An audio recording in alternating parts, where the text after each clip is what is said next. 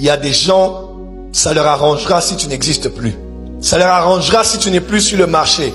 Ça leur arrangera si tu ne tiens plus le micro. Ça leur arrangera si tu disparais. J'aimerais dire à quelqu'un qui veut que tu disparaisses, ce n'est pas ta disparition qui fera son apparition. Il y a des gens qui croient le fait de te salir lui rend propre. Le fait de te noircir l'éclaircit.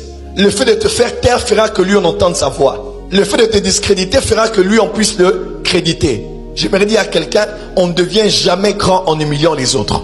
Et on ne bâtit pas le ministère sur les cimetières des cadavres des autres. Moi j'ai toujours dit, si tu es un homme, parle, on va t'écouter. Tu n'as pas besoin de faire taire quelqu'un pour qu'on entende mieux ta voix. Les vrais hommes, les vraies femmes savent affirmer ce qu'ils sont et ce qu'elles sont. Si ton étoile brille, tu n'as pas besoin de noircir l'autre.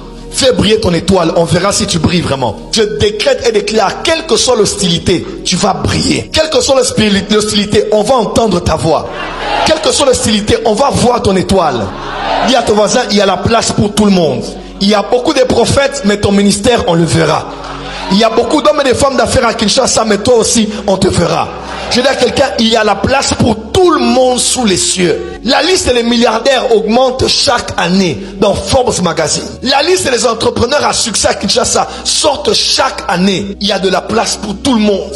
On n'a pas besoin de combattre celui qui sort parce qu'on veut aussi être reconnu comme lui. Ça, c'est un complexe. Parce qu'on veut faire de l'autre un marchepied pour être vu au-dessus de lui. Voilà pourquoi beaucoup de gens critiquent les gens qui sont connus pour être connus, comme ceux qui sont connus, qu'ils ont critiqués, ont été connus.